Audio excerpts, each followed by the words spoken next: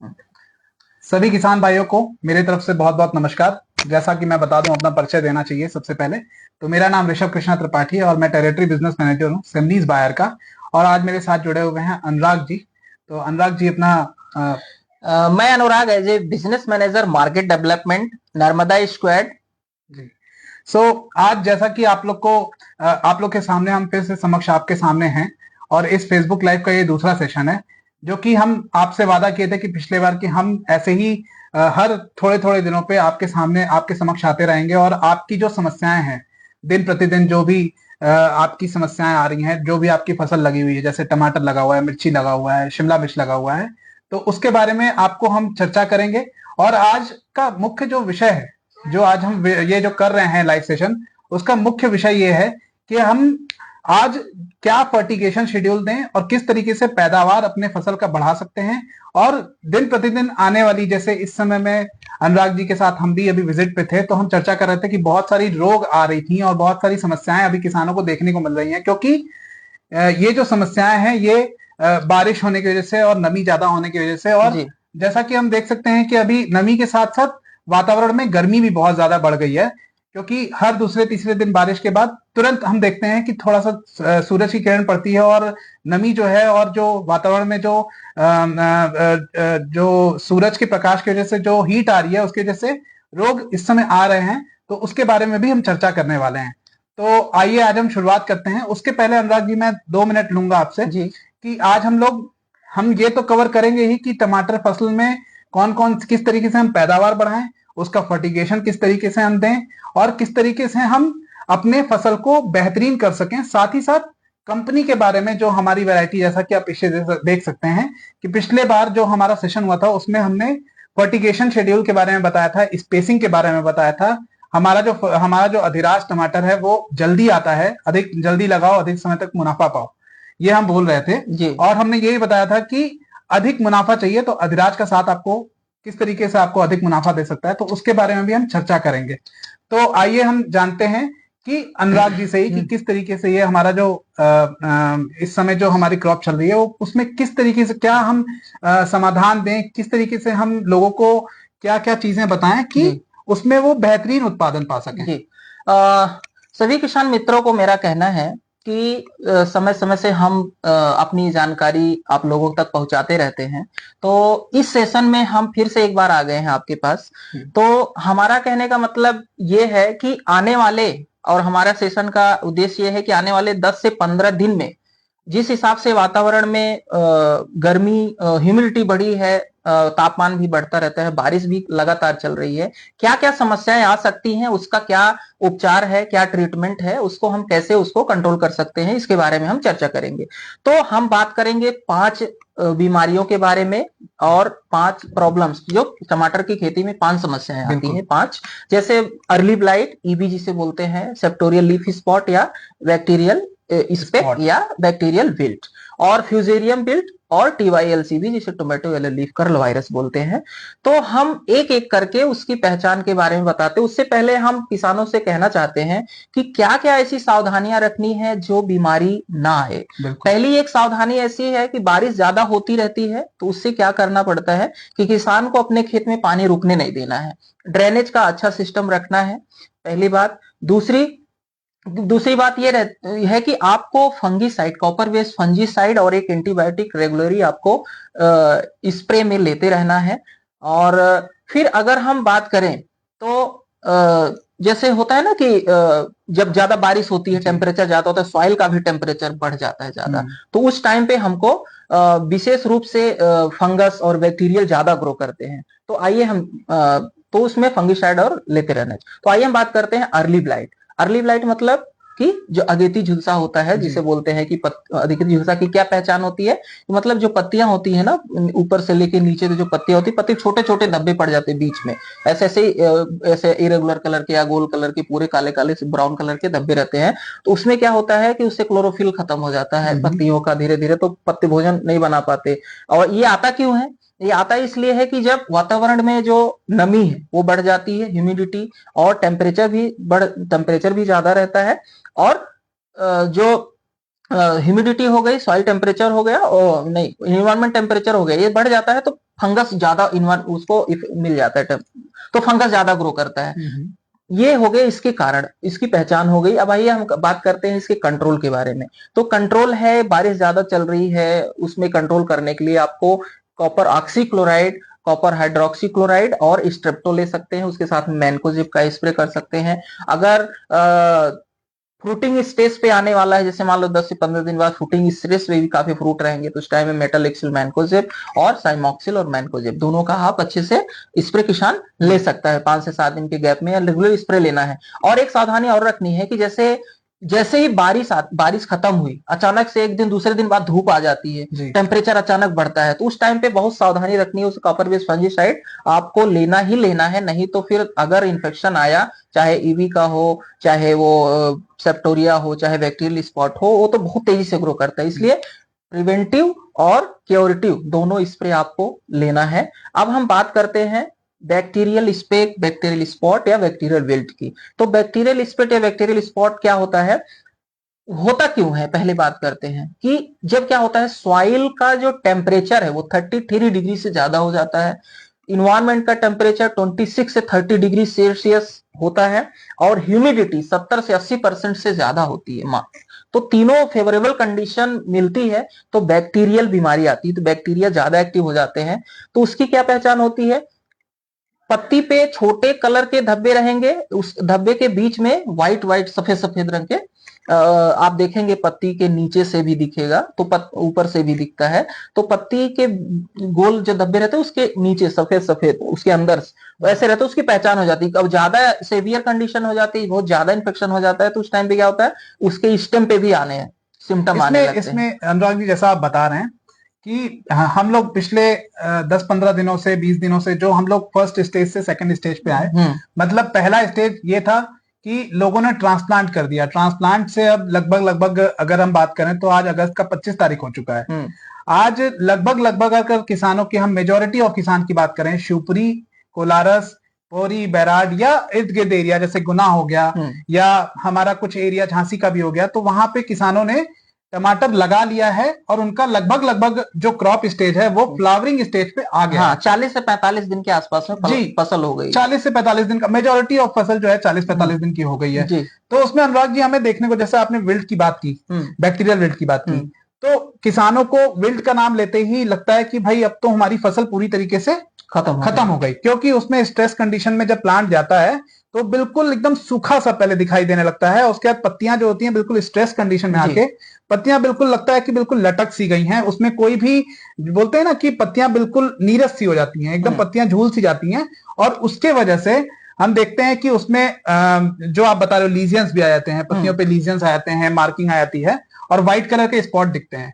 तो ये स्टेम पे भी दिखता है, और ये हम रूट जोन में भी अगर हम देखते हैं, जिसको हम बोलते हैं कि अगर आप मिट्टी हल्का सा, जिसका मल्च हो रखा है, मिट्टी अगर हटा के भी अगर उसको देखेंगे और उसमें नीचे का जो जड़ है, जड़ को भी अगर हम देखेंगे तो उसमें जड़ में भी क्या सिम्टम दिखते हैं अनुराग जी, उसमें थोड़ा सा। नहीं, देखिए, बैक्टीरियल विल्ट में आपको पहचानने के लिए, बैक्टीरियल विल्ट की एक सबसे बड़ी पहचान है कि पौधा हरे हरे अचानक में विल्टिंग हो, जैसे लगता है उसको पानी कम मिला है, बिल्कुल, लेकिन पानी ज्यादा रहता है, सॉइल टेम्परेचर ज्यादा रहता है, ह्यूमिडिटी ज्यादा रहती है, उसके कारण पौधा विल्ट कर जाता है। तो उसको अगर ऐसे घर पे देखना है तो उसको उखाड़ना है, जड़ के पास से काटना है, एक कांच का ग्लास लेना है, उसमें पानी भरना है, उसके बाद उसमें डालना है, तो ऊजिंग होती है, रेशा निकलता है टाइप के, तो उसमें ऊजिंग होती है, तो बैक्टीरियल समझ जाइए। तो बैक्टीरियल के कंट्रोल क्या है, बैक्टीरियल के कंट्रोल के लिए, देखिए, बैक्टीरियल बीमारी के लिए कोई विशेष कंट्रोल नहीं रहता है, लेकिन कॉपर हाइड्रोक्सीक्लोराइड, मैनकोजेब और वेलेडामाइसिन का स्प्रे आप लेते रहें और ड्रेंचिंग भी करें। कॉपर सल्फेट और स्ट्रेप्टो का स्प्रे करें, और उसके बाद जैसे मतलब ये सब चीजें जो हैं इसको अच्छे से मतलब प्रिकॉशनरी लेती हैं।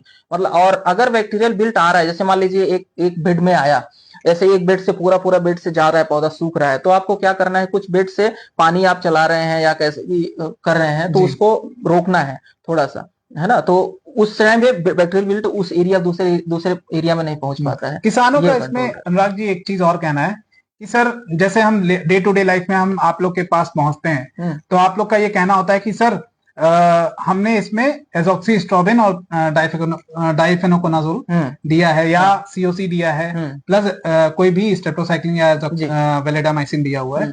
तो उसको हम वो पूछते हैं कि सर हम इसको ड्रिप से चला दें या इसका हम ड्रेंच कर दें, क्योंकि लोगों को अभी ये भी नहीं पता है कि ड्रेंच में और ड्रिप में डिफरेंस है। अगर आप ड्रिप से देते हो और नमी ज्यादा है तो उसका ज्यादा असर नहीं आता है। इसके कंपैरिजन में आपको हमें लगता है कि करना चाहिए या ड्रेंचिंग करनी चाहिए, क्योंकि ड्रेंच करने से क्या है, जड़ के पास अच्छे से वो दवाई पहुंचेगी, उसका एब्जॉर्प्शन बढ़ जाएगा। और एक चीज और है, मतलब ये दो हो गई है, तो ड्रिप से नहीं देना जब ज्यादा बारिश हो। दूसरे टाइम में आपको ड्रेंचिंग कर सकते हैं। ड्रेंचिंग बारिश ज्यादा है तो ड्रेंचिंग कर सकते हैं, उससे और भी बेटर है कि आप स्प्रे करें। बिल्कुल, है ना, स्प्रे करेंगे पत्तियों पे हाँ, जो लीफ का जो इन्फेक्शन है वो बहुत अच्छा। एक चीज और मैं अपने किसान भाइयों, क्योंकि इतना इंटरेस्टिंग ये बात है, क्योंकि किसान इस समय परेशान है और बहुत ज्यादा, क्योंकि इस साल रिकॉर्ड तोड़ बारिश हुई है, अभी भी बारिश हो रही है। तो किसानों का ये कहना है सब लगातार बारिश हो रही है, अगर हमें थोड़ा सा भी समय मिल जाता है तो उसमें अगर हम ड्रेंच भी कर देते हैं तो क्या लीच डाउन नहीं होगा, ऐसा किसानों का कहना होता है।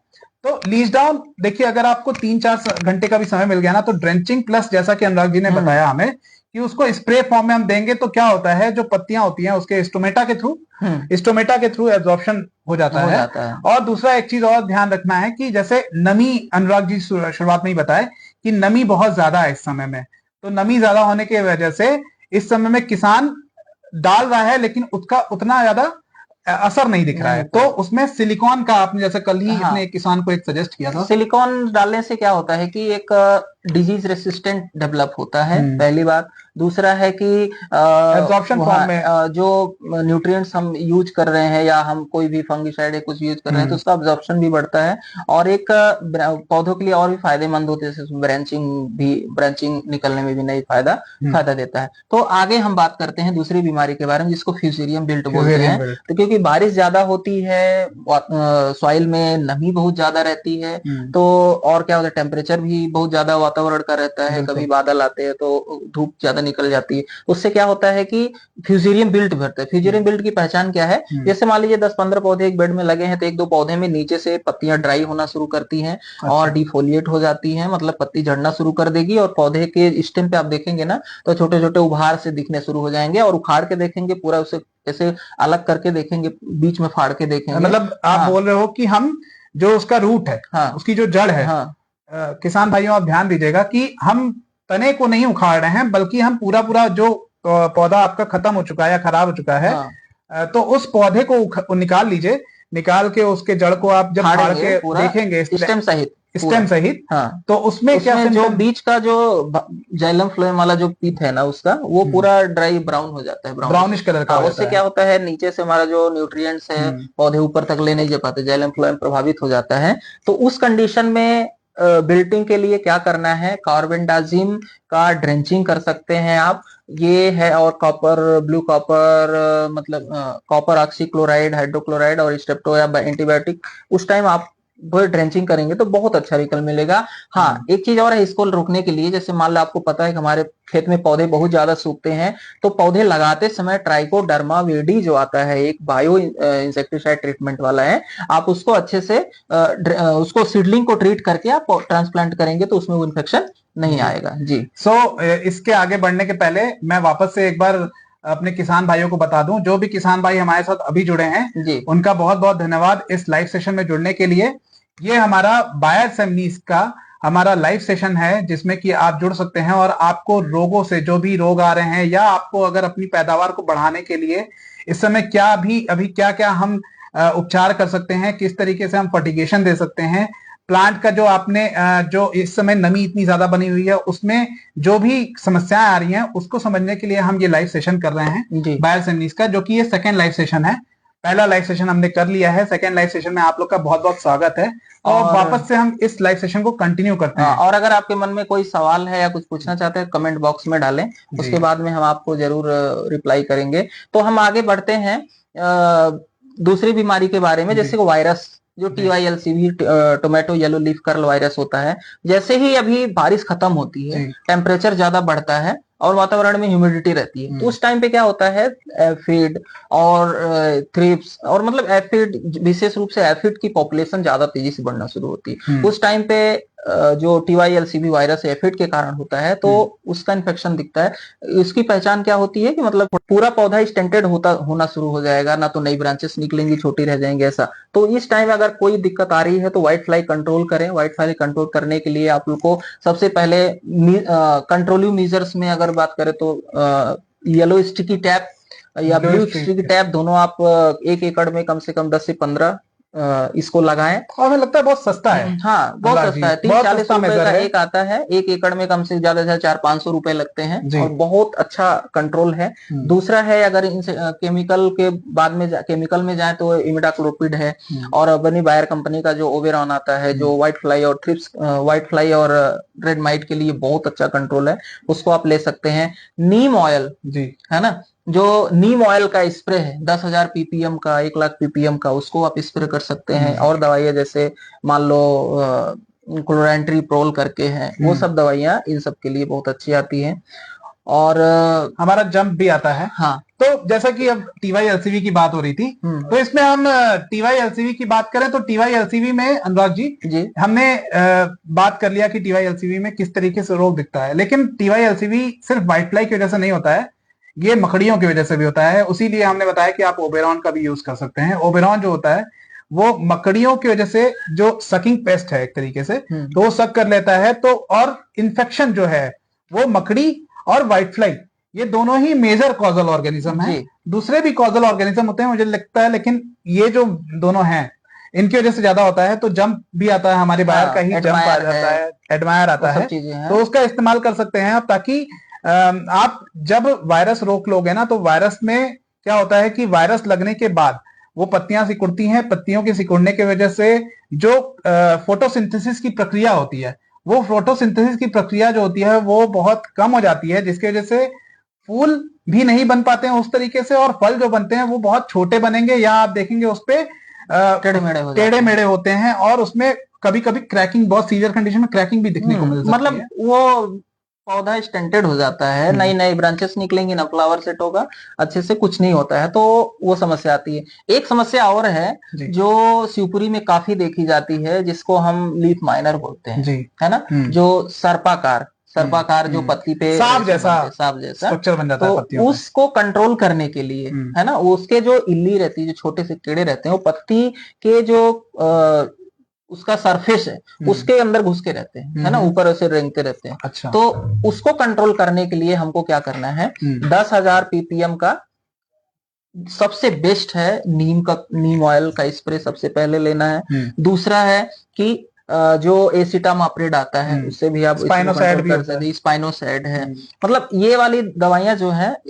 जो कंट्रोल करती हैं, मतलब लीफ माइनर को, तो बहुत बेस्ट कंट्रोल मिलता है इससे। लीफ माइनर बहुत ही नुकसानदायक है, और आता है तो जल्दी कंट्रोल नहीं आता, इसलिए किसान को पहले से ही इसकी तैयारी करके रखनी चाहिए कि रेगुलर इसके प्रिकॉशनरी कंट्रोल मतलब लेते रहना चाहिए। बिल्कुल। हाँ, तो ये तो मेजर मुझे लगता है कि ये 3-4 जो है, ये आपने डिजीज और पैथोजेंस के बारे में बताया कि किस तरीके से हमें जो भी इंसेक्ट्स आ रहे हैं, या जो भी हमारा रोकथाम करने के लिए जो डिजीज आ रहे हैं, जिसमें आपने बैक्टीरियल विल्ट के बारे में बताया, फ्यूजेरियम के बारे में बताया, फिर उसके बाद आपने ब्लाइट के, अर्ली ब्लाइट के बारे में बताया, फिर उसके बाद आपने बताया कि TYLCV, और उसके बाद आपने एक और बताया जिसमें कि माइनर के बारे में बताया, लीफ माइनर के बारे में बताया।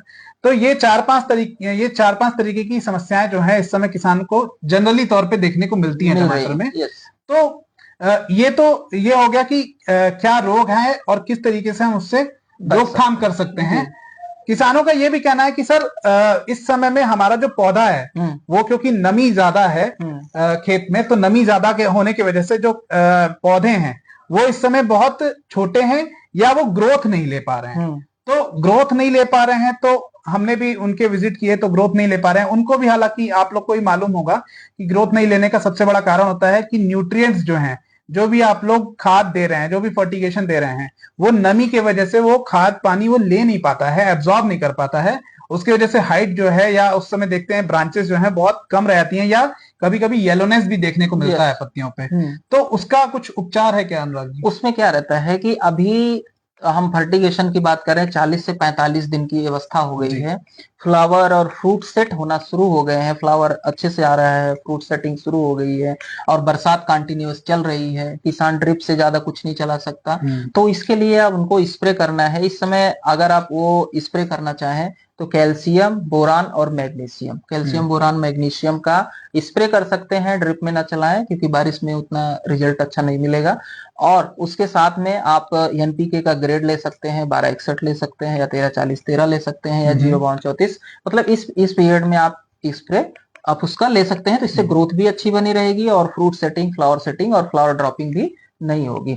तो ये फर्टिगेशन ले सकते हैं। इसमें किसान भाइयों को, हम आप लोग को कोई भी, जैसे कि हम फेसबुक लाइव कर रहे हैं, तो फेसबुक लाइव पे हमारे लिए लगातार आप लोग के साथ आप लोग का जवाब देना जो है थोड़ा सा कठिन होता है। तो मैं आप लोग से अनुरोध करूंगा कि अगर आप लोगों को कोई भी मन में संशय है या कोई भी समाधान चाहिए, तो आप यहाँ फेसबुक पे जो लाइव सेशन चल रहा है उसके कमेंट बॉक्स में आप अपना नाम, नंबर और गांव लिख दें, ताकि हम आप तक पहुंच सकें। या दूसरा तरीका है जो कि हमारी ही बायर की तरफ से व्हाट्सएप चैटबॉट, जिसको प्रगति से पूछो हम बोलते हैं, उससे भी जुड़ सकते हैं। ये एक माध्यम जो है अनुराग जी बहुत ही सक्सेसफुल रहा है। उसका कोई नंबर है क्या? बिल्कुल बिल्कुल, उसका नंबर है 120-508-8619। 120, वापस से बोलूंगा, 120-508-8619, 120-508-8619। आप इस नंबर को अपने मोबाइल में सेव करके अपने मोबाइल से आपको सिर्फ हाय लिखना है, और हाय लिखने के बाद आपको प्रगति जी जो है, हमारी जो प्रगति से पूछो कैंपेन हमने चलाया था, प्रगति जी जो है हमारी, आपको गाइड करेंगी नमस्कार करके, और वहां पे अपना पिन कोड डाल करके और आप अपना नंबर डाल करके रजिस्टर करें। और उसके बाद वहां पे एक कंसेंट करके आएगा, आपको वहां पे एक्सेप्ट, या हिंदी में बोले तो हाँ बोलना है, और उसके बाद आप हमारे साथ व्हाट्सएप चैटबॉट पर जुड़ जाएंगे। अब उससे फायदा क्या क्या होगा अनुराग जी? व्हाट्सएप चैटबॉट से जुड़ने के बहुत सारे फायदे हैं। आप घर बैठे व्हाट्सएप में, जैसे हमेशा आप कोई भी मैसेज पढ़ रहे हैं, आप प्रगति से पूछो में हाय लिखेंगे, अपना सारा डिटेल डालेंगे, उसमें आपको क्या क्या मिल सकता है। पहली बात, बायर के जितने भी प्रोडक्ट्स हैं, चाहे वेजिटेबल्स हो, चाहे पेस्टिसाइड हो, चाहे वो फील्ड क्रॉप हो, सारी जानकारी मिलेगी, पहली बात।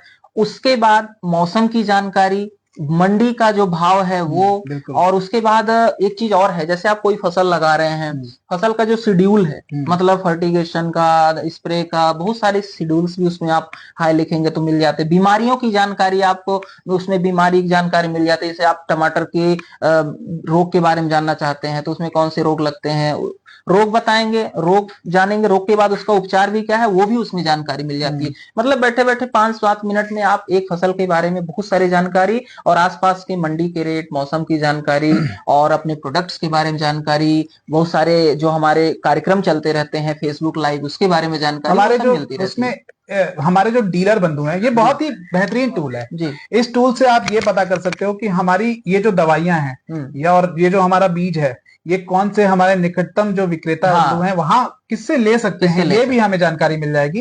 तो किसान बंधुओं, आपसे अनुरोध है कि ये जो नंबर है जो आपको हमने बताया, 120-508-8619, 120-508-8619, इसके साथ आप जरूर जुड़ें, ताकि हम आपके साथ 1 to 1 हो सके। और ये डेटा जो है, आप लोग जैसे अपना नंबर वहां पे डाले तो हमारे पास आता है, तो हम आपसे जुड़ भी सकते हैं। और कभी आपको ज्यादा समस्या होगी तो आपके खेत पे भी हमारी जो प्रतिनिधि हैं, जैसे मैं हो गया, या हमारे साथ जुड़े हुए हमारे जितने भी साथ वाले हैं, जितने भी लोग हैं, लगभग 6 से 7 लोग हमारे साथ, मतलब अगर शिवपुरी की बात करें तो शिवपुरी में भूरा धाकड़ भाई साहब हैं, और नरेश वर्मा जी हैं, है ना। उसके बाद सुशील शर्मा जी हैं। उसके बाद अगर बैराड़ की बात करें तो विष्णु जी हैं, और कोहरी की बात करें तो उदय धाकड़ जी हैं। मतलब हमारी जो टीम है वो रेगुलरली आपके बीच में जाती रहती है, और आप कुछ भी समस्या है, कुछ भी है, तो कुछ ना कुछ सपोर्ट, वो मतलब क्या कि कुछ जानकारी हमारी तरफ से है तो कुछ दे सकते हैं। तो ऐसे हमारी टीम पूरे काम करती है सब आपके लिए। जो फेसबुक लाइव हो रहा है वो भी विशेष रूप से हम आने वाले 10-15 दिन में जो आने वाली जो समस्याएं आ सकती है उसको निदान के लिए हम लोग कर रहे हैं। और अगले 5 सितंबर को हम फिर से फेसबुक लाइव से जुड़ेंगे, अगर कुछ और भी नई कुछ समस्या आती है क्योंकि हम किसान के इस हॉट टॉपिक इसको बोलते हैं, क्योंकि इस समय जो समस्याएं आ रही हैं उसका समाधान बहुत सारे हमारे किसान बंधु हैं जो कि हमसे जुड़े हुए हैं, लेकिन उसको उसका निदान नहीं पता है, उसका उपचार नहीं पता है, सोल्यूशन नहीं पता है। तो उसका उपचार पाने के लिए आप हमारे निकटतम किसी भी विक्रेता बंधु से जुड़े और वहां पे जाकर के आप हमारा नंबर ले सकते हैं, हमारे प्रतिनिधि, कोई भी हमारे प्रतिनिधि का नंबर ले सकते हैं, आप हमसे जुड़ सकते हैं। एक चीज मैं इसके बाद अब मैं एक चीज बताना चाहूंगा कि अनुराग जी, जैसा कि अभी फ्लावरिंग स्टेज से फ्रूटिंग स्टेज पे हम लगभग कुछ किसानों में फ्रूट आने लगे हैं। सही बात। तो फ्रूटिंग आने के बाद अभी हम एक चीज देख सकते हैं कि कभी कभी किसान बोलता है सर हमारा फ्रूट जो है वो बड़ा नहीं हो रहा है, या हमें देखने को मिल रहा है कि ब्लॉसम एंड्रॉइड जिसको हम बोलते हैं, नीचे से हल्का सा वो, या हमें क्रैकिंग भी देखने को मिलती है, या आने वाले समय में दिखने वाली है। मेजोरिटी ऑफ किसान जो है लगभग 10 दिनों में ये समस्या हो सकता है दिखे या ना दिखे। अगर किसी किसी में दिखे तो बोरॉन और कैल्शियम के बारे में थोड़ा बता दें आप। देखिए, मैंने उसको थोड़ा बता तो दिया ही है, मतलब जैसे अगर फल की साइज नहीं बन रही है तो प्रॉपर फर्टिगेशन और प्रॉपर मैनेज होना चाहिए। एनपीके ग्रेड है जो भी आप 13-40-13 है, 12-61 है, 0-32-34 है, फ्लोरिंग फ्रूटिंग स्टेज पे आप इसको देंगे। कैल्शियम और बोरान है, मतलब मैग्नीशियम, इससे क्या होता है फल की सेटिंग होगी वो प्रॉपर होगी, फल शेप जो चमकदार फल आएगा वो फल चमकदार भी होता है। तो ये हो गई।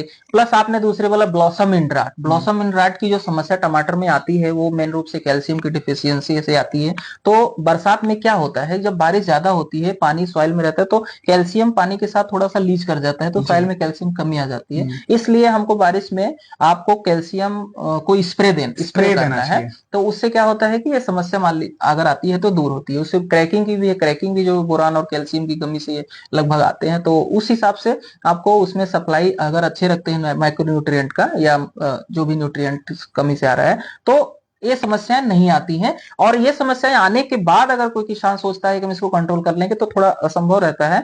शुरू में ही आपको थोड़ा थोड़ा सा लगता है कि हमारे यहाँ दिक्कत आती है, तो आपको इसको प्रिकॉशन मतलब थोड़ा सा इंडिविजुअल, मतलब एक बार 40 दिन में ले लो, एक बार 50 दिन में, एक बार 55-60 दिन में, मतलब ऐसे थोड़ा देते रहना स्प्रे या ड्रिप में आप अगर ऑक्साइड फॉर्म में देते हैं तो ज्यादा अच्छा रहेगा, फॉलियर स्प्रे के फॉर्म में देते हैं तो ज्यादा अच्छा रहेगा, एब्जॉर्प्शन अच्छा रहता है। तो हमें लगता है कि हमारे किसान बंधुओं को बहुत सारी चीजें क्लियर हुई होंगी जी। और बाकी आपको अगर कुछ अपने किसान भाइयों को कुछ बताना चाहें एक्स्ट्रा कुछ ऐसा? नहीं, बस अभी जो हमने अभी शिवपुरी के आसपास और कोलारस के आसपास में जो हमने विजिट किए हैं, जो हमको लगी कि समस्या है कि जैसे अर्ली ब्लाइट की समस्या कुछ कहीं पे आ रही है, कहीं पे बैक्टीरियल स्पॉट्स है, बैक्टीरियल स्पेक है, या जो बिल्टिंग की समस्या आ रही है बहुत सारे खेतों में मैंने देखा। तो उस हिसाब से हमने जो समझा, अपने उचित समझा वो बताया। आने वाले टाइम पे हम विजिट करते रहेंगे खेत में, अगर कोई समस्या आती है तो उसके लिए हम फेसबुक लाइव फिर से जुड़ेंगे। तो सभी किसान मित्रों को हमसे जुड़ने के लिए बहुत बहुत धन्यवाद। बहुत बहुत धन्यवाद आपसे।